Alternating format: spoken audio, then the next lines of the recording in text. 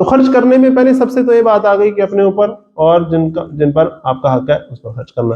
اب خرچ کرنے کے اعتبار سے بھی دو انتہائیں ہو سکتی ہیں. ایک تو ہے نا بالکل خرچ نہ کیا جائے جس کا میں نے ذکر کیا. دوسری انتہا کیا ہے کہ اسراف اور تبذیر کیا جائے. اسراف کیا ہے؟ ضرورت سے زیادہ خرچ کر دینا. اور تبذیر کیا ہے؟ بلا ضرورت خرچ کر دینا. اس کی اپنی اپنی مثالیں ہو سکتی ہیں، آپ سبھی واقف ہیں، اور اللہ کا شکر ہے ہم اسی سے تو واقف ہیں. کیا خیال ہے؟ ہم اس سے خوب واقف ہیں، اسراف اور تبذیر سے، کیونکہ دن رات انفرادی اجتماعی طور پر ہمارا یہ وتیرہ بن چکا ہے کہ جتنی ضرورت ہے اس سے زیادہ خرچنا، اور جہاں نہیں ضرورت بلا ضرورت خرچ کرنا. یہ شیطان کے بھائیوں والے کام ہے. اللہ تعالیٰ ہمیں اس سے بچائے. شیطان کے ساتھیوں والے کام ہے. کیوں؟ شیطان جو ہے وہ چاہتا ہے کہ اللہ تعالیٰ نے جتنی نعمتیں انسان کو دی ہیں انسان ان کا ضیاع کرے اور آپس میں ایک دوسرے کے ساتھ دشمنی کا ذریعہ بنائے. الشیطان یعدکم الفقر، شیطان تمہیں فقر سے ڈراتا ہے. اللہ تعالیٰ کے راستے میں خرچ کرنے لگو تو فقر سے ڈراتا ہے، لیکن فحاشی اور ریانی کے کاموں میں، برائی کے کاموں میں اور اسراف اور تبذیر کے کاموں میں جب تم خرچ کرنے لگو پھر تم بڑا حوصلہ دیتا ہے کہ کوئی نہیں ڈٹ گیا لوگوں کو پتہ لگے. وہ شریکاں کو پتہ لگے جنا شریکاں کا تسی کچھ دیتا نہیں. ان شریکوں کا جن میں جو تمہارے ساتھ شراکت دار تھے، جن کا حق تھا تم پر، وہ انہیں تم نے دیا نہیں، اب ان کو پتہ چلے کہ تم یہ سب کچھ کر رہے ہو. اس سے پھر معاشرے میں کیا پیدا ہوتا ہے؟ دو طرفہ تباہی آتی ہے. ایک تو وہ جو لوگ یہ کر رہے ہوتے ہیں وہ جب اس میں اسراف اور تبذیر میں پڑتے ہیں تو وہ مستی میں مبتلا ہو جاتے ہیں. جب ایسی مستی میں جاتے ہیں کہ پھر قرآن مجید انہیں کہتا ہے مترفین. مترفین قرآن مجید کی بڑی خاص اصطلاح ہے، اس کو ذرا سمجھیں. اس کے انفرادی اجتماعی اثرات بڑے گہرے. جو خوشحالی میں مست ہو جائیں، بدمست ہو جائیں نا، ان کو قرآن مجید کہتا ہے یہ مترفین لوگ. پچھلی قومیں جو تباہ ہوئی ہیں نا، ان تباہی کا جو اللہ تعالیٰ نے پورا جو ایک جینیسس ان کی بتائی ہے نا کہ وہ تباہی کے دانے پر کیسے پہنچے، تو وہاں بڑے خوبصورت الفاظ ہیں. وَإِذَا أَرَدْنَا أَن نُهْلِكَ قَرْيَةً أَمَرْنَا مُتْرَفِيهَا فَفَسَقُوا فِيهَا فَحَقَّ عَلَيْهَا الْقَوْلُ فَدَمَّرْنَاهَا تَدْمِيرًا. جب ہم کسی بستی کو ہلاک کرنے کا ارادہ کرتے ہیں تو پھر ہم اس کے جو مترفین ہوتے ہیں نا ان کو الاؤ کرتے ہیں اور وہ اس میں خوب تباہی مچاتے ہیں. جب وہ خوب تباہی مچاتے ہیں پھر ان پر تباہی کا جو اللہ تعالیٰ کا فیصلہ ہوتا ہے، عذاب کا فیصلہ ہوتا ہے، وہ ان پر ثابت ہو جاتا ہے. اور پھر اللہ تعالیٰ انہیں ایسے پیس کے رکھ دیتا ہے جیسے پیس کے رکھا جاتا ہے. بڑی جیسے کہتے ہیں نا دل دہلا دینے والی آیت ہے سورۃ بنی اسرائیل کی. سورۃ بنی اسرائیل کے شروع میں آپ کو پتہ نا قومیں کو عروج و زوال کی بات آئی ہے، بنی اسرائیل کی تاریخ آئی ہے، اس کے آگے پھر اس چیز کا ذکر آیا. تو یہاں دو باتیں ہیں. ایک تو یہ کہ قوم جب بگڑتی ہے تو ایلیٹ کلاس جب بگڑتی ہے تو اس کے پیچھے سارے بگڑتے ہیں. پلس میکر ہوتی ہے ایلیٹ کلاس. اور آپ میں اللہ تعالیٰ کا شکر ہے اللہ تعالیٰ نے ہمیں ایلیٹ کلاس میں پیدا کیا ہے. مالی اعتبار سے نہ صحیح، چلو سوچ سمجھ کے اعتبار سے، کیونکہ ہمیں مالی اعتبار سے ہم اپنے آپ کو کم بھی سمجھتے ہوں، سوچ سمجھ کے اعتبار سے تو ہم اپنے آپ کو بڑا سیانہ سمجھتے ہیں نا. تو اگر ہم اپنے آپ کو سیانہ سمجھتے ہیں تو ویلکم، ٹھیک ہے. اب ہم پر گہری ذمہ داری بھی آ جاتی ہے. تو ایلیٹ کلاس کے جو لوگ ہوتے ہیں جب وہ بگڑتے ہیں تو پورا معاشرہ بگڑتا ہے. لیکن ساتھ ہی ساتھ دوسرا نقطہ اس میں بڑا اہم ہے. جب معاشرے میں دولت کی غیر منصفانہ تقسیم ہو جائے، ایک طرف فقر و فاقہ ہو جو انسان کو کفر تک پہنچا دیتا، اور ایک طرف ایسی عیاشی اور جسے کہتے ہیں نا مستی کا سامان لوگوں کے لیے مہیا ہو جائے، یہ بذات خود تباہی کی ایک علامت ہوتی ہے. اس بات کو سمجھیں. مترفین کریٹ کیوں ہوئے؟ ایک سوسائٹی میں مترفین اگر کریٹ ہو گئے ہیں جو خوشحالی میں مست ہیں، اس کا مطلب ہے کہ لازماً کچھ لوگوں کا حق دبا ہوا ہے. لازماً انہوں نے کچھ لوگوں کا حق بچانا تھا جو نہیں بچایا. اگر وہ سارے معاشرے میں حق بانٹ رہے ہوتے تو اس طرح کی مستی تو آنی نہیں چاہیے تھی. اس طرح کی مستی آ جانا خود ایک سمٹم ہے، ایک سائن ہے کہ اب تباہی کے دہانے پر سوسائٹی پہنچ گئی ہے. اور آج اگر آپ دیکھیں تو مڈل کلاس ختم ہوتی جا رہی ہے. ایسا ہی ہے نا، بالخصوص پچھلے سال جو کچھ ہو رہا ہے ہمارے ساتھ. لوور کلاس جو ہے وہ بالکل ڈیپ لوور بنتی جا رہی ہے، اور جو اپر ہے وہ بھی ہائر کلاس بنتی جا رہی ہے. دولت کی غیر منصفانہ تقسیم سے کیا نتیجہ نکل رہا؟ اور اس سے پھر وہی ہوتا ہے یہ دو دھاری تلوار ہے شاہ ولی اللہ رحمۃ اللہ علیہ نے جس طرح فرمایا کہ ایک طرف فقر و فاقہ ہے جو انسان کو کفر تک پہنچا دیتا ہے، قاد الفقر و یکون کفر، اور دوسری طرف عیاشی بدماشی ہے جو آج ہمیں نظر آتی ہے. تو یہ دونوں ہی چیزیں غلط ہیں. اللہ تعالیٰ ہمیں دونوں چیزوں کو ختم کرنے کے لیے کوشش کرنے کی توفیق عطا فرمائے. اس کے لیے دولت کی منصفانہ اور عادلانہ تقسیم اور اس کا ایک نظام بڑا ضروری ہے. تو اللہ تعالیٰ ہمیں اسراف اور تبذیر سے انفرادی طور پر تو بچائے. اس سے آگے ذرا دیکھیے کہ اسراف اور تبذیر کے جو میں نے آپ سے کہا نا دوہرے نقصان ہے. یہ تو میں نے نقصان وہ بتایا جو بندہ کر رہا ہے اس کے لیے. جو دوسرے ہیں نا جو دیکھ رہے ہیں ان کے اندر کیا کیا چیزیں پیدا ہوتی ہیں ذرا دیکھیں. پہلی بات تو یہ کہ حسرت پیدا ہوتی ہے. یار دیکھو قارون کو جب انہوں نے دیکھا تو کہا نا حسرت کی، یار میرے پاس بھی ایسا ہوتا ہے. اس سے کیا ہوتا ہے؟ کہ وہ جو نچلا طبقہ ہے نا وہ ذہنی طور پر اس اپر کلاس کا غلام بن جاتا ہے مزید، اور اس جو لوور کلاس ہے اس کی خواہش، اس کی پوری زندگی کا گول کیا ہوتا ہے، میں بھی اس طرح کروں، میں بھی یہ سب کچھ کروں۔ آج آپ کسی غریب گھرانے کے کسی ہونہار نوجوان سے پوچھیں تم کیا بننا چاہتے ہو، تو وہ آپ کو بتائے گا کیا بننا چاہتا ہے۔ اس نے بھی بڑی اپنی امیدیں اور رکھی ہوئی ہیں کہ میں نے جو دیکھا ہے فلاں کو ایسے عیاشی کرتا ہے، اس کے پاس اتنا پیسہ ہوتا ہے، اس کے پاس ایسے ہوتا ہے، میں نے بھی ایسے کرنا۔ چھوٹے بچے ہیں اسکول میں جاتے ہیں، دیکھتے ہیں فلاں ذرا امیر بچہ ہے، اس کے پاس یہ چیزیں ہیں، میں نے بھی وہ کرنا۔ یہ ایک عجیب سا ایک معاملہ پیدا ہو جاتا ہے کہ انسان کا جو مقصد ہے اصل، اس سے وہ غافل ہو کے دوسری طرف آگے سے آگے بڑھنے کی کوشش میں لگ جاتا ہے۔ مزید حسد پیدا ہوتا ہے۔ یہ حسد پیدا کیسے ہوتا ہے ذرا غور تو کریں۔ جب ایک کو اس کے حق سے زیادہ ملا ہوتا ہے، ایک کو حق سے کم ملا ہوتا ہے، تو ایک ایسی کشمکش پیدا ہوتی ہے معاشرے کے اندر کہ اب ایک کے اندر حسد ہے، دوسرے کے اندر تکبر ہے، یہ ساری چیزیں پیدا ہو رہی ہیں۔ اور کسی کے حسد سے بچنے کا ایک بہت بڑا ذریعہ یہ بھی ہے کہ آپ خوشحالی اور بدمستی میں جانے کی بجائے حق ادا کریں غریبوں کا۔ میں اس کی مثال آپ کو دیتا ہوں۔ عام طور پر ہمارے ہاں ایک معمول بن گیا ہے کہ آپ کو اللہ تعالیٰ نے جو کچھ دیا ہے وہ غریبوں کی نظر ان پہ نہ پڑے، حسد کرتے ہیں، نظر لگ جاتی ہے، کہتے ہیں نا نظر لگ جاتی ہے، یہ تھوڑا سا نظر لگنے کو بھی تھوڑا سا آج کھولتے ہیں۔ میں اس ڈیبیٹ میں نہیں جا رہا کہ لگتی ہے کہ نہیں لگتی، ٹھیک ہے، میں اس پہ جا رہا ہوں کہ کیوں لگتی ہے، ہوتا کیا ہے ذرا غور کریں۔ ایک بندہ ہے، وہ ایک علاقے میں رہتا ہے، اپنے محلے میں رہتا ہے، کاروبار کرتا ہے، ہر مہینے بعد اس کے کاروبار میں منافع کا سامان ہوتا ہے، ٹھیک ہے، فرض کریں ہماری پے آتی ہے یا کوئی کاروباری بندہ ہے تو اس کا کاروبار مہینے بعد اس کا حساب ہوتا ہے۔ جب اس کا حساب ہوتا ہے اور اسے منافع ملتا ہے، جس دن فرض کریں یکم کو اسے تنخواہ مل رہی ہے اور کاروباری بندے کا منافع مل رہا ہے، اس کے ارد گرد جتنے محلے والے ہیں نا ان کو پتا ہے کہ آج ان کے گھر پیسے آنے ہیں، آج ان کے گھر خوشی ہونی ہے، انہوں نے عیاشی کرنی ہے، اونچی آواز میں ڈک لگانے ہیں، فائرنگیں کرنی ہیں، اور بار بازار بند کر دینا، انہوں نے ٹول ٹمکا کرنا ہے، جیب جینا رام رمارا کر دینا۔ اب وہ سارے لوگ اس بندے کی خوشحالی کی دعا کر رہے ہوں گے یا سوچ رہے ہوں گے یار کی مصیبت ہے۔ اس کے مقابلے میں ایک دوسرا بندہ ہے، اس کو بھی یکم کو تنخواہ ملتی ہے، اس کو بھی یکم کو تجارت میں منافع ہوتا ہے، لیکن سارے ملے والے انتظار کر رہے ہوتے ہیں کہ آج یہ غریبوں کا حق نکالے گا اپنے سامان میں سے، آج یہ ہمارے گھر بھی راشن بھیجے گا، آج یہ ہمیں بھی کھانے کو پھل بھیجے گا۔ سارے بچے اس کے لیے دعا کر رہے ہوں گے نا کہ اللہ کرے آج اس کو زیادہ ملے، اس کو زیادہ ترقی۔ یہ نظر لگے گی کہ نہیں لگے گی بتائیں؟ نظر تو دونوں طرح لگ سکتی ہے، پوزیٹو بھی نیگیٹو بھی۔ اب یہ ہمارے اپنے اختیار میں کہ ہم نے نیگیٹو نظر لگوانی ہے کہ پوزیٹو نظر لگوانی۔ کبھی ہم اپنی ترقی سے دوسروں کو فائدہ دیں نا، دیکھیں ذرا ان کی دعائیں لگتی ہیں کہ نظر لگتی؟ تو جو نظر لگاتے ہیں، حسد کرتے ہیں، وہ تو ان کا قصور اپنی جگہ نا یار۔ ہمارے جو کرتوت ہے ہم تو اس پہ دیکھیں نا، ہماری خوشی سے، ہماری ترقی سے لوگ خوش ہوتے ہیں کہ وہ کہتے ہیں کہ اللہ معاف کرے جی، جب سے اس کو نوکری اس پہ صحیح لگ گئی ہے نا، اس کے تیور ہی دیکھنے والے نہیں ہیں۔ وہ بھائی ہمارے تیور کیوں ایسے ہوئے؟ بیویوں کو کیوں شکایت ہوتی ہے کہ جب سے ان کی پروموشن ہو گئی ہے نا یہ بڑے گھر میں ایسے ہو گئے، کیوں ہوتا بھی ایسے؟ اسے خوش ہونا چاہیے کہ تب سے انہوں نے گھر میں مجھے ایزی کر دیا۔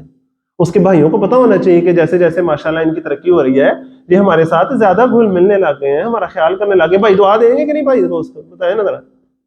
اور جس کے چار پیسے آنے لگ جائیں گے اس کی فرونیت ہی ختم نہیں ہوگی، اس کی کرونیت ہی ختم نہیں ہوگی، تو پھر نظر تو لگے گی بھائی اسے، نظر تو پھر ایسے لوگوں کو لگ جانی چاہیے۔ میں ایک لحاظ سے اگر دیکھیں تو اللہ بچایا ہمیں، تو ہمیں اپنے کرتوت صحیح کرنے کی ضرورت ہے، اور اللہ تعالیٰ جو کچھ ہمیں دے اس میں ہمیں مل بانٹ کے کھانے کی، دوسروں کو انوالو کرنے کی ضرورت ہے۔ اللہ تعالیٰ مجھے بھی اس کی توفیق دے، آپ کو بھی اس کی توفیق دے۔ یہ بڑا مشکل کام ہے، بڑا مشکل کام ہے، کیا نہ باتیں بڑا آسان ہے لیکن کرنا بڑا مشکل ہے۔ جب انسان یہ سمجھتا ہے نا کہ مجھے اپنی محنت کی بنا پر ملا، مجھے اپنے علم کی بنا پر، میری صلاحیت کی بنا پر ملا، پھر بندہ دوسرے کو کہتا ہے کہ جی یہ تھا ہی اس قابل، تو اللہ تعالیٰ نے اس کو ادھر رکھا ہوا۔ سو یاسین میں ان لوگوں کا ذکر ہے نا کہ جب ان سے کہا جاتا ہے اللہ تعالیٰ کے راستے میں خرچ کرو، تو وہ کہتے ہیں کیا تم ہمیں ان لوگوں کا کہتے ہو کہ ان کو کھلائیں جن کو اللہ نے کھلانا ہوتا تو خود کھلا دیتا؟ اللہ تعالیٰ راضی کا اللہ خود کھلا دے انہیں، نعوذ باللہ ثم نعوذ باللہ۔ پھر دیدہ دلیری اور بغاوت کہاں تک پہنچتی ہے، جس طرح یہودیوں نے کہا نعوذ باللہ ثم نعوذ باللہ ان اللہ فقیر ونحن اغنیاء، کہ اللہ ہم سے قرض مانگتا ہے، اللہ ہم سے مانگ رہا ہے، اس کا مطلب ہے شاید نعوذ باللہ اللہ فقیر ہے ہم غنی۔ یہاں تک پھر بندہ چلا جاتا ہے، زبان سے نابی کے اندر اندر تو فین ہونے لگ جاتا ہے کہ اللہ تعالیٰ کے جو کام تھا، اللہ رازق تھا، اللہ نے ساروں کو پالنا تھا، وہ سارا تو اب ہمیں کرنا پڑ رہا ہے، ہم کر رہے ہیں۔ نعوذ باللہ ثم نعوذ باللہ، بندے کے اندر یہ فرونیت اور قانونیت آ جاتی ہے۔ اللہ تعالیٰ ہمیں اس بات کو سمجھنے کی توفیق عطا فرمائے۔ تو خرچ کے معاملے میں اسراف اور تبذیر سے بچنا اور دوسروں کے حق ان کو ادا کرنا۔ اب اس کو ذرا اجتماعی سطح پر لے جائیں۔ اجتماعی سطح پر اسراف اور تبذیر سے بچنا جو آج آپ کی ہماری قوم کا سب سے بڑا مسئلہ ہے۔ ایسا نہیں ہے کہ ہمارے پاس بجٹ کم ہوتا ہے، اس بات کو سمجھیں، اجتماعی سطح پہ نا بجٹ ہمارے پاس کافی ہوتا ہے، بہرحال اگر اس کے اندر ہم گزارا چلانے لگے نا بڑا کچھ چلا لیں ہم، لیکن یہ اسراف اور تبذیر اور عیاشیاں بدماشیاں نہیں ہماری ختم ہوتی۔ اپنے آپ سرکاری محکموں میں دیکھ لیں، عام لوگوں کا رویہ دیکھ لیں، قرضہ اٹھا کے بھی ہم نے ایسی ایسی چیزوں پر پیسے لگانا ہوتا ہے۔ انفرادی سطح پر بھی بچہ پیدا ہوا تو اب 30 ہزار کی ہم نے مٹھائی بانٹیں گے، قرضہ لے کے مٹھائی بانٹیں گے، کیا مطلب ہے؟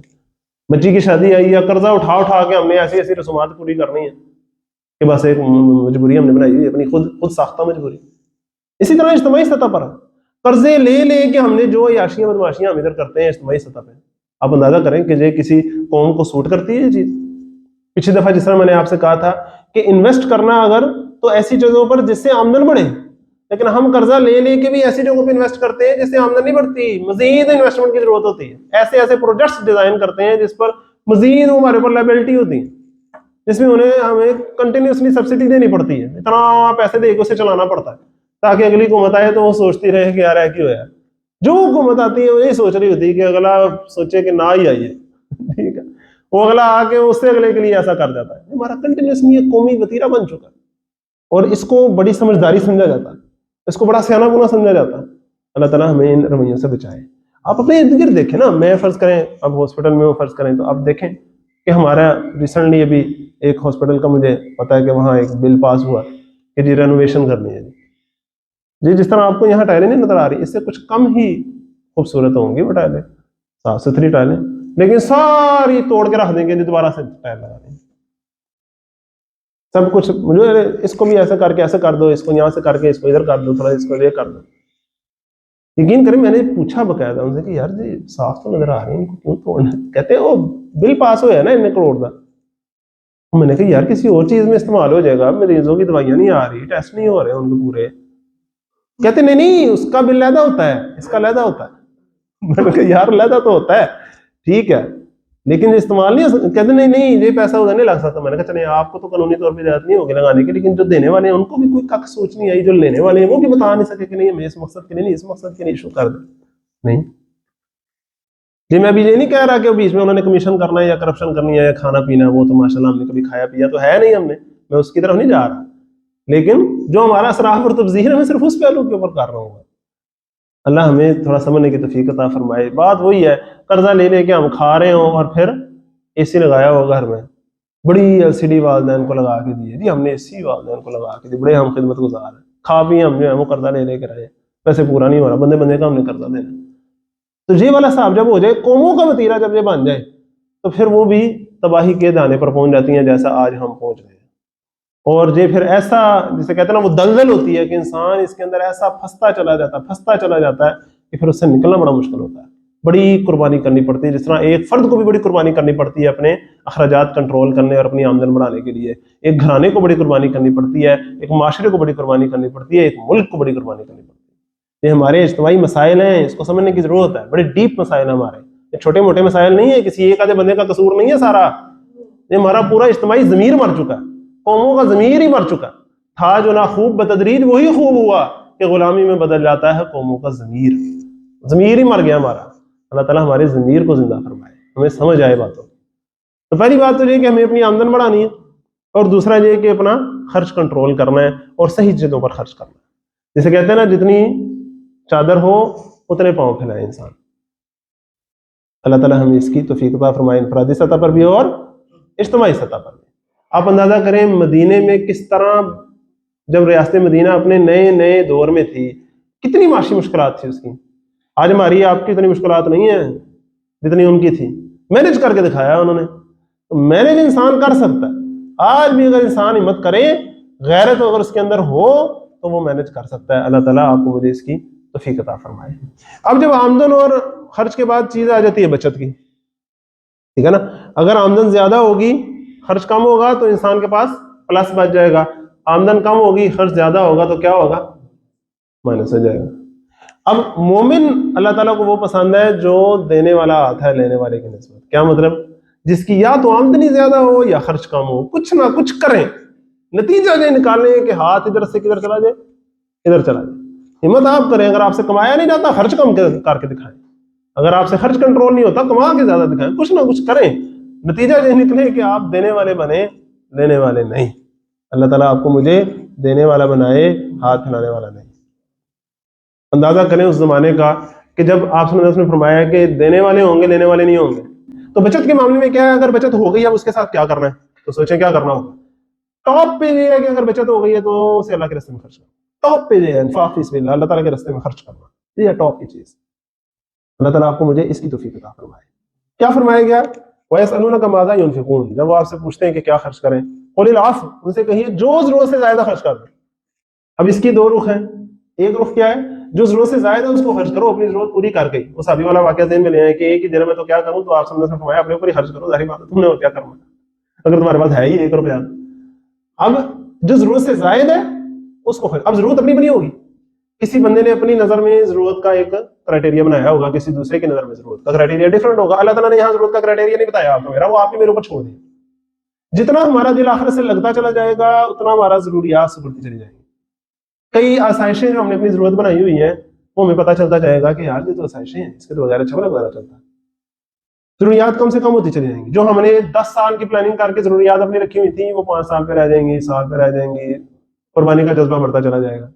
ہر بندے کا اپنا, جتنا وہ گڑ ڈالے گا اتنا میٹھا ہوگا. تو جتنا آخرت کا ایمان بڑھتا چلا جائے گا اتنا وہ ضروریات کا دائرہ سگڑتا چلا جائے گا اور اللہ تعالیٰ کے راستے میں انفاق کرنے کا جذبہ بڑھتا چلا جائے گا. یہاں تک ہو جائے گا کہ پیٹ پر پتھر بھی باندھا ہو, گھر میں انسان کے کھانے کو نہ ہو, کتنے کتنے دن چولہا نہ جلے, لیکن کوئی مانگنے والا آئے تو کسی سے ادھار لے کے کیوں نہ اسے دے. کیا بات. اللہ تعالیٰ کے راستے میں خرچ کرنے کے سٹائل ہے نا. ایک کیا سٹائل ہے؟ آپ کی اپنی ضروریات بھی پوری ہو رہی ہوں, سہولیات بھی پوری ہو رہی ہوں, آسائشیں بھی آپ کو ملی ہوں, تھوڑا بہت آپ اللہ کے راستے میں خرچ کر دیں. ایک انداز یہ ہے, اللہ تعالیٰ اس کا بھی قبول کرے, یہ بھی بڑی بات ہے. وہ بھی نہ دے تو کوئی کیا کر رہے ہیں. لیکن اگلی سطح کیا ہے کہ انسان اپنی ضروریات اور سہولیات سے آگے اللہ کے راستے میں خرچ کر دے. اس سے آگے کیا ہے کہ انسان صرف اپنی ضروریات پر آگے اللہ پہ خرچ کر دے. اس سے آگے کیا ہے, انسان اپنی ضرورت قربان کر کے اللہ پہ خرچ کر دے. بھوک خود بھی لگی ہے, روٹی ایک ہے, مانگنے والا آیا تو اسے دے دی. مجھے جیتے جاتے واقعات ہیں, کوئی ناول نہیں, افسانے نہیں ہے, یہ حقیقی واقعات ہیں. اس سے اگلا درجہ پتہ کیا ہوتا ہے؟ اس سے اگلا درجہ سوچے کیا ہوگا. خود ہے ہی نہیں کھانے کو, خود اپنے لیے تو کسی کے سامنے ہاتھ پھیلانا غیرت کیا تقاضا ہے کہ ہاتھ نہیں پھیلا رہے. بھوکے ہیں تو کوئی بات نہیں, بھوک برداشت کر رہے ہیں. لیکن کوئی مانگنے آ گیا تو اب اس کی خاطر دوسرے سے کہہ رہے ہیں کہ تم پلیز مجھے دے دو, میں نے اس کو دینا ہے, تمہیں میں بعد میں دے دوں. کیا بات. یہ لیول, اس لیول تک بندہ پہنچتا ہے. انسان کی پہنچ دیکھیں کہاں تک ہے. اور بعض صحابہ نے, آپ کو پتہ ہے یہ جو اختیاری فقر تھا آپ صلی اللہ علیہ وسلم کا, الفقر فخری, جو آپ صلی اللہ علیہ وسلم کا فخر تھا.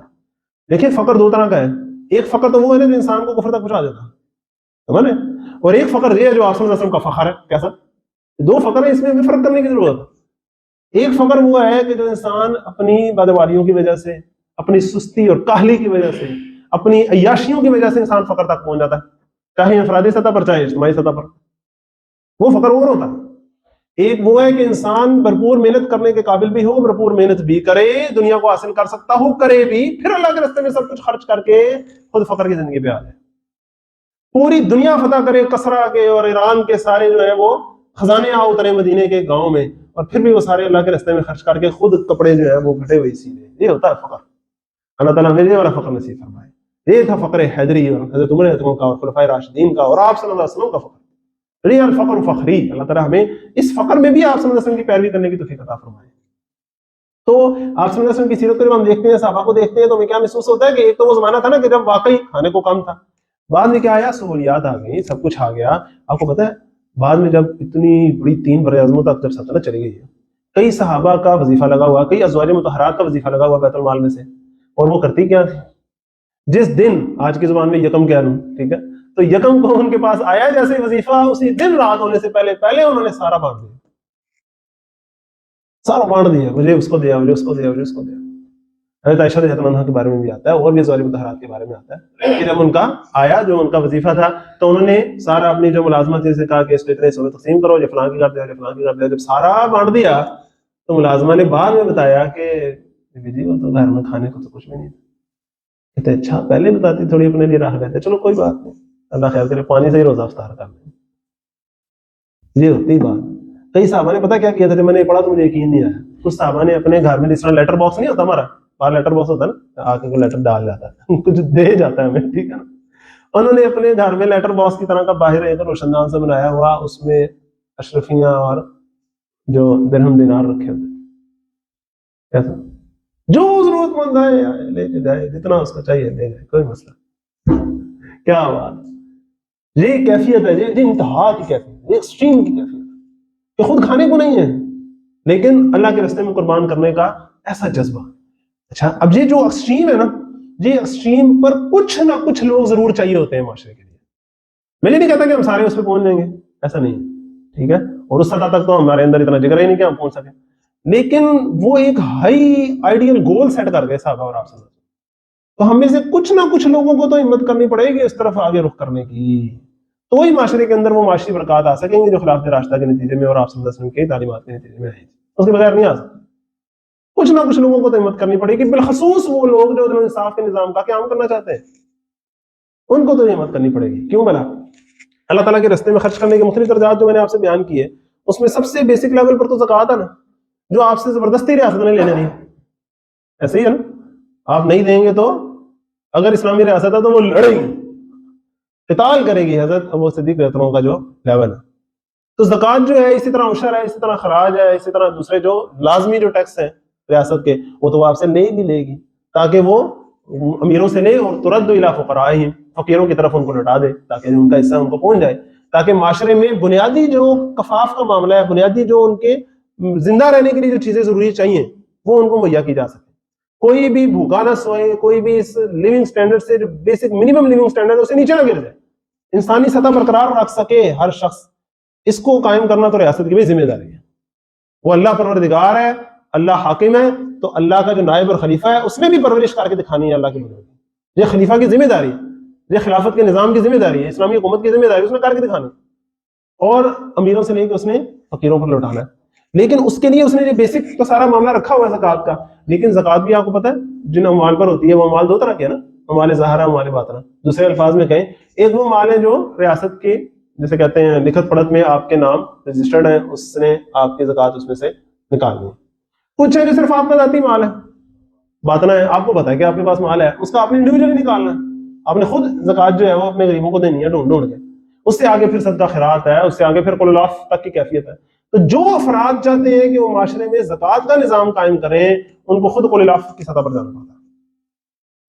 اگر کوئی یہ سوچے نا کہ ہم بھی زکوٰۃ دیتے ہیں اور سارے زکوٰۃ دینے لگ جائیں، میں اس کے لیے کوشش کروں، ایسے نہیں ہوتا. خود اگر دوسروں سے زکوٰۃ وصول کرنے تک حضرت ابو صدیق رضی اللہ عنہ نے کیا کیا، جب زکوٰۃ لینے پر اتنا اسٹرکٹ سٹینڈ لیا تو آپ کو کیا لگتا ہے وہ خود صرف زکوٰۃ ہی دیتے تھے؟ آپ صلی اللہ علیہ وسلم نے تو ساری عمر پتہ زکوٰۃ دی ہی نہیں. کیسی عجیب بات ہے، جمعہ ہی نہیں ہوا کبھی سال بھر کے لیے کہ زکوٰۃ بھی نکلے بیچ میں سے.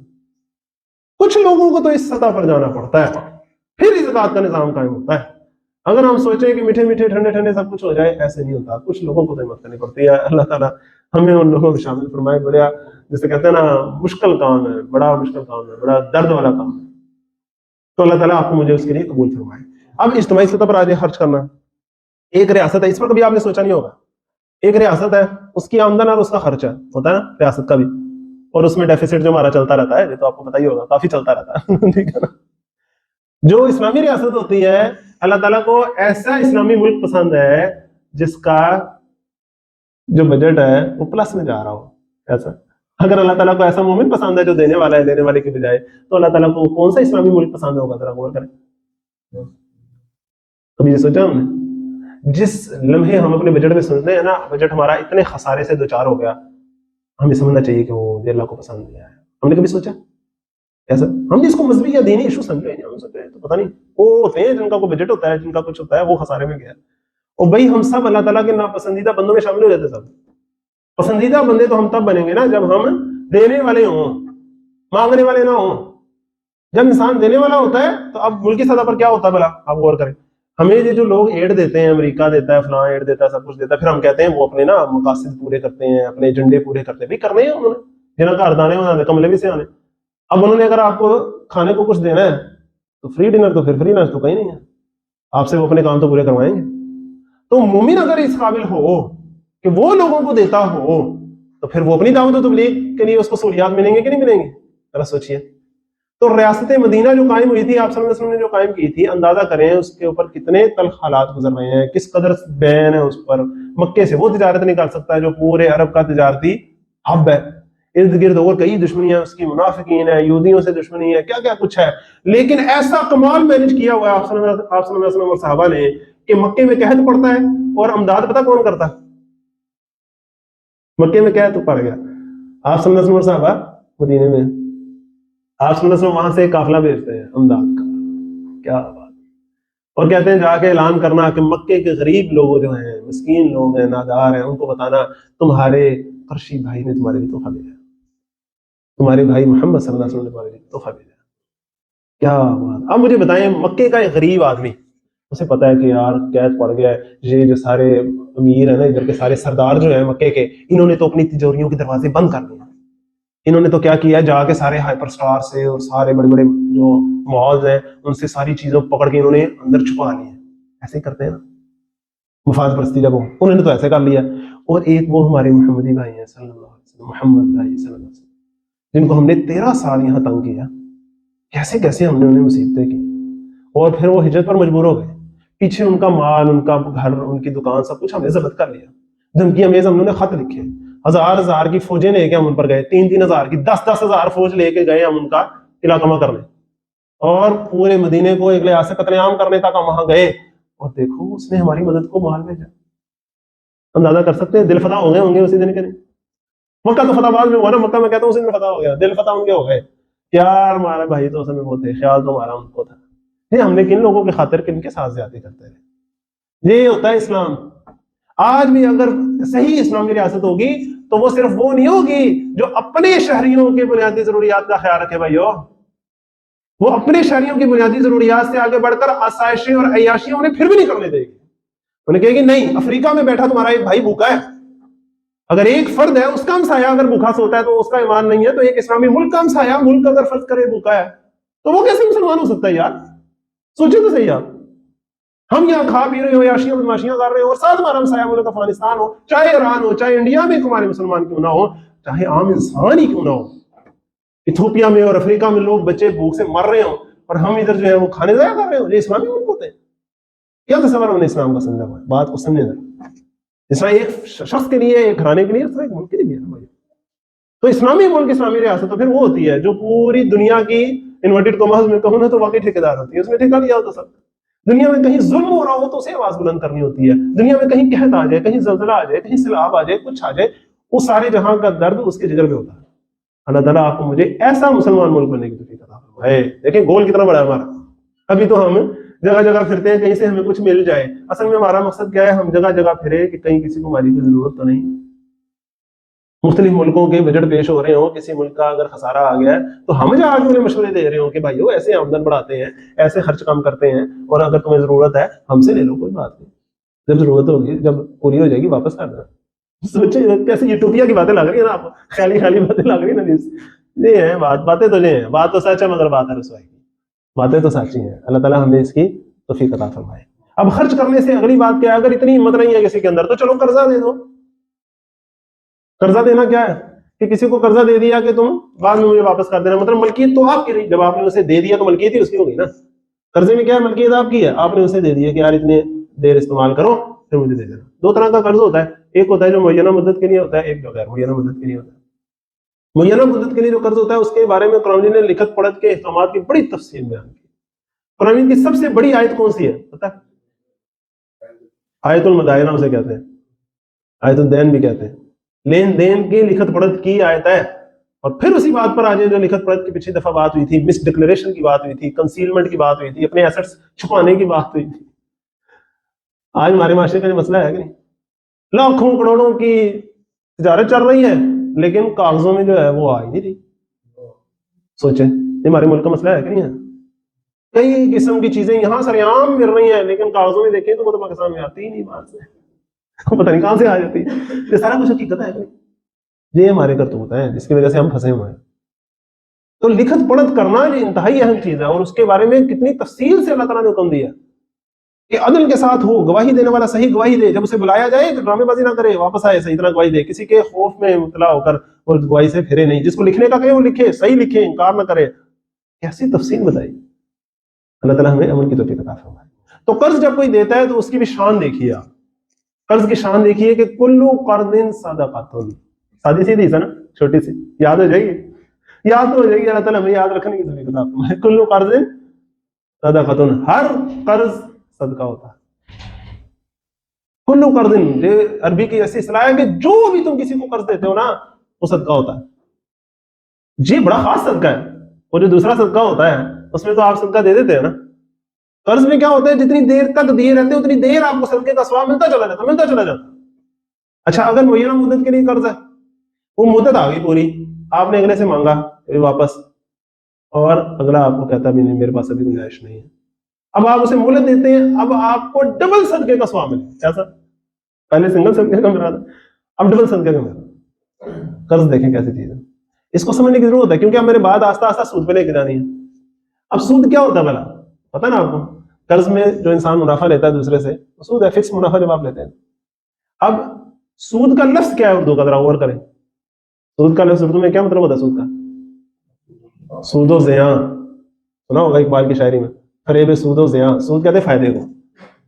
جب کوئی شخص سود پر کاروبار کر رہا ہوتا ہے تو دنیاوی اعتبار سے وہ کیا دیکھ رہا ہوتا ہے؟ اپنا فائدہ دیکھ رہا ہوتا ہے. ایسے ہی ہے. اگر آپ سود کو ختم کرنا چاہتے ہیں نا، میری بات پلے باندھ لیں، اس سود کی بجائے آپ کو ایک اور سود لا کے کھڑا کرنا پڑے گا. کیسا؟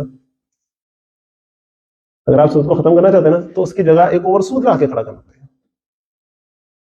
لوگوں کی فکر قائم کرنی پڑے گی، لوگوں کے اخلاق اور کردار میں یہ بات راسخ کروانی ہوگی کہ اصل سود یعنی فائدہ یہ نہیں ہے. اصل سود اور فائدہ تو یہ ہے کہ تم ویسے قرض حسنہ دو اور اللہ کے ہاں اس میں اجر پاؤ. پورا ایک کنسپٹ ہے فائدے کا. اس فائدے کے کنسپٹ کو لوگوں کے ذہن کے اندر لے کے آنا پڑے گا، تب سود ختم ہوگا. ایسے نہیں ہوگا. جب کوئی قرضہ دے گا ہی نہیں تو چلیں آج میں کہتا ہوں، آج 1:12 ہوئے، آپ فرض کریں آج پاکستان میں مکمل سود کا خاتمہ آپ فٹافٹ ہائپوتھیٹیکلی کر دیتے ہیں. لوگ کسی کو کیوں پیسے دیں گے؟ پھر سارے لوگ اپنے پاس چھپا کر کے کیوں دیں گے کسی کو؟ سوچے نا. یہ تب ہوگا جب آپ اس کے مقابلے میں ایک آلٹرنیٹو فکر لوگوں کے ذہن میں آئی ہوگی، ایک آلٹرنیٹو تھاٹ اور بہیویئر لوگوں کے سامنے آیا ہوگا. اس کے لیے قرض کی کتنی اہمیت ہے.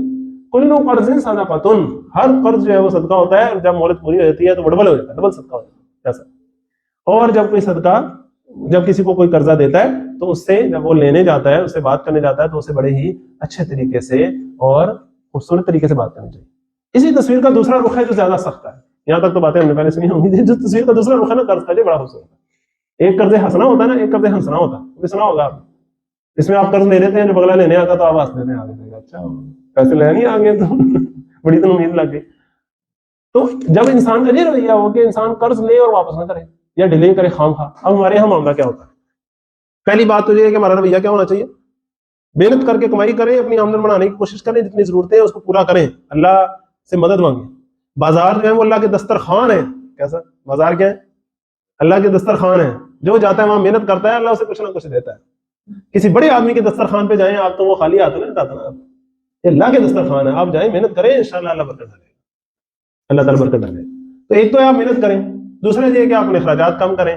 مجبوراً آپ کو قرض لینا پڑ ہی جائے تو پھر جتنی ضرورت ہے صرف اتنا لیں، جیسے ہی وہ ضرورت پوری ہو فوراً واپس کرنے کی فکر کریں. کیونکہ قرض شہید کا بھی معاف نہیں ہے. اندازہ کریں آپ، شہید کا بھی معاف نہیں ہے. آپ سمجھیں جب کسی کا جنازہ پڑھانے لگتے تو پہلے پوچھتے بھی اس وقت قرض تو نہیں ادا ہو جائے گا.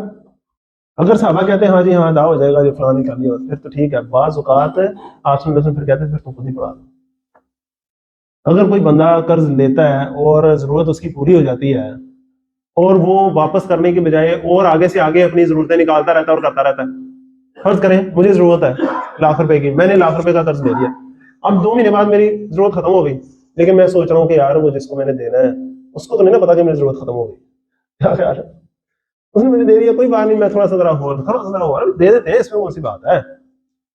आगे उसको तिजारत में लगा देता हूँ, अपने किसी मुनाफे में लगा देता हूँ, और उससे जो मुनाफा आ रहा है वो खुद रखता हूँ, दूसरे को नहीं, तो सूद हो जाएगा ना, दूसरे को नहीं देना, लेकिन खुद उससे मुनाफा ले रहा हूँ और उसे कह रहा हूँ नहीं ये भी नहीं, मैं बाद में दूंगा, उसको डिले करी जा रहा हूँ, खुद कर्ज से जो है वो सारा कुछ करी जा रहा हूँ, तुझे तो फिर अल्लाह ताला के कमा से खेलने वाली बात है ना, नहीं तो दूसरे अल्फाज में फिर तंग करने वाली बात है ना दूसरे।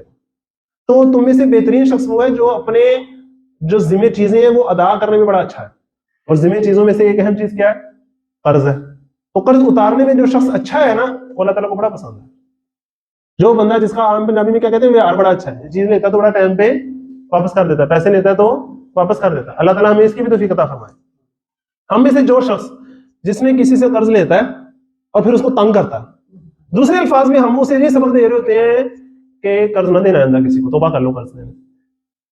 अब देखें ना, मैं अगर फर्ज करें किसी को कर्ज दूं, अगला बंदा मुझे तंग करेगा, मैं अपने आप को क्या कहूंगा, यार इधर ना किसी को हाथ पकड़ाए ना, अगले वहां पकड़ लेते हैं, इधर नहीं देना चाहिए कर्ज, बस।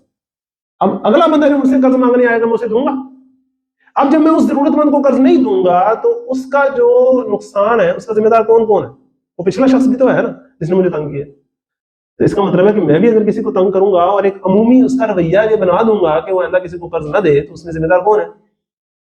अब जब पूरा माशरे में ये चीज फैल जाए कि कर्ज लेके लोग वापस नहीं करते जी, तो उसके नतीजे फिर माशरे में क्या निकलते हैं कि कोई किसी को देता ही नहीं। उससे फिर माशरे में एक हवस पैदा होती है, महरूमी पैदा होती है, वो सारी मोहब्बत और ताउन की फजा खत्म हो जाती है। तो लिहाजा कर्ज हमें से जो जो लेता है उसे वापस करने की तरफ भी पूरी तवज्जो करनी चाहिए। अल्लाह ताला आपको मुझे इसकी तौफीक अता फरमाए। इसी का भी इज्तिमाई पहलू भी देख लें। बैतुल माल में से कर्ज देना तिजारत के लिए, नौजवानों की सूरत के लिए, ये दौरे खिलाफत राशिदा से सुन्नत रही है। कैसा? हज़रत उमर रज़ियल्लाहु के जमाने में बैतुल माल में से नौजवानों को, दूसरे लोगों को तिजारत के लिए कर्ज दिया जाता था और फिर वो वापस भी किया करते थे। हमारी तरह नहीं होता था कर्ज ले लेके फिर कर्ज माफ करा लेना, वो बैंक डिफॉल्ट हुआ, सरकारी बैंक निकाल लिया, खुद अपनी एक पहुंच जाके पता ही नहीं ढेरों माल खा गए जी, सारा कुछ चलता ना हमारा। कर्ज माफ जिनके होते हैं वो कोई मतलब गरीब मस्कीन लोग तो नहीं होते, वहां ऐसे नहीं था चलता। हज़रत उमर रज़ियल्लाहु के जो दो बेटे थे उन्होंने तिजारत के लिए कर्ज भी लिया, और भी कई साहबा ने लिया, और वो मुजारबत की बुनियाद पर करते थे कि जो मुनाफा कमाते थे उसमें से नफा बैतुल माल को भी देते थे, खुद अपनी मेहनत भी रखते थे, और उसको सही सलाम रख के वापस भी कर देते थे, ताकि पूरा माशरा बहसीयत मजमूई जो है वो ग्रो करे। अल्लाह ताला आपको मुझे इसकी तौफीक अता फरमाए कि हम एक ऐसी रियासत कायम करने में, एक ऐसी मुमलकत कायम करने में अपनी जिम्मेदारी अदा कर सके कि फिर रियासत भी कर्ज हसना दे। और फिर एक तो ना रियासत अपने शहरियों को देती, एक रियासत है जो दूसरी रियासतों को देती है, फिर बात उधर ही आ जाएगी। अभी तो हम लोगों से क्या लेते हैं? कर्जा लेते हैं। सही इस्लामी रियासत अगर हम बने तो उसमें ये चीज शामिल होगी कि हम इस काबिल हों कि हम दूसरों को कर्जा दे सके। अल्लाह ताला हमें देने वाला बनाए, लेने वाले। तो ये तो दो चीजें हो गई कि अल्लाह ताला के रास्ते में खर्च कर दो या कर्ज दे दो। इससे आगे जो बात है कि अगर तुम्हारे अंदर ये भी हौसला नहीं है कि तुम सदका कर सको, ये भी हौसला नहीं है कि किसी को कर्ज दे सको, तो फिर शराकत दारी पे उससे तिजारत कर लो, मुजारबत कर लो, मुशारका कर लो। ये चीजें जिसकी तफसील हम इंशाल्लाह अगली दफा कुछ मामूली से देखेंगे, और फिर सूद के बारे में बात करेंगे अगली दफा, और फिर उससे आगे हम इस्लाम का जो माशी निज़ाम है उसका एक ढांचा, एक प्रेजेंटेशन की शक्ल में इंशाल्लाह मैं आपके सामने रखूंगा, जिसमें कैपिटलिज्म, कम्युनिज्म और उसके दरमियान एतदाल की जो सूरत है, इस्लाम का जो निज़ाम है वो रखूंगा। तो आज मैंने कोशिश की है कि जो बुनियादी तालीमात है ना शरीयत की, जिनकी बुनियाद पर इस्लाम का माशी निज़ाम होना है, मैंने वो पहले आपके सामने बयान किया। इस्लाम का माशी निज़ाम हमने डिस्कस नहीं किया, बात समझ रहे? अभी हमने बुनियादी चीजें जिसका आज आपके मेरे रवैयों से तल्लुक है, जब तक ये सही नहीं होंगे इस्लामी माशी निज़ाम को समझ के हमने क्या करना, सोचने वाली बात है। जब ये अगर हम अपने रवैयों में तब्दीलियां लेकर आएंगे तो फिर इंशाल्लाह वो बड़े कामों की तरफ हम पेशकदमी कर सकेंगे। अल्लाह ताला मुझे और आपको इसके लिए कबूल फरमाए कि अल्लाह ताला हमें जायज कमाने की और भरपूर कमाने की तौफीक अता फरमाए, जायज खर्चने की और कम से कम खर्चने की तौफीक अता फरमाए, दूसरों को हक देने की तौफीक अता फरमाए, दूसरों पर खर्च करने की तौफीक अता फरमाए, और कर्ज देने की और अगर किसी से ले ले तो बर वक्त वापस करने की तौफीक अता फरमाए। ठीक है, ये सारे काम जो है अल्लाह ताला हमें इसकी तौफीक अता फरमाए। इससे आगे हम देखेंगे कि बचत के 4 मसारिफ हैं, 2 हमने आज डिस्कस कर लिए। अल्लाह ताला के रास्ते में खर्च कर देना सबसे अफजल, उसके बाद क्या है कि हम कर्जा दे दें, वो भी उसी दर्जे का। निचले 2 क्या है कि किसी के साथ मिलकर तिजारत कर लें, वो तो बड़ी ही अच्छी बात है। सबसे निचला गिरा हुआ रवैया क्या है कि इंसान सूद पर कर्ज दे, किसी को अपनी बचत को जमा करके सूद पर लगाए, ये है बहुत बुरा रवैया। अल्लाह ताला हमें इससे बचाए। उस तक पहुंच रहे हैं अभी हम आस्ता आस्ता अपने गुफ्तगू। ठीक है, तो इंशाल्लाह नेक्स्ट टाइम हम गुफ्तगू को आगे लेकर चलेंगे।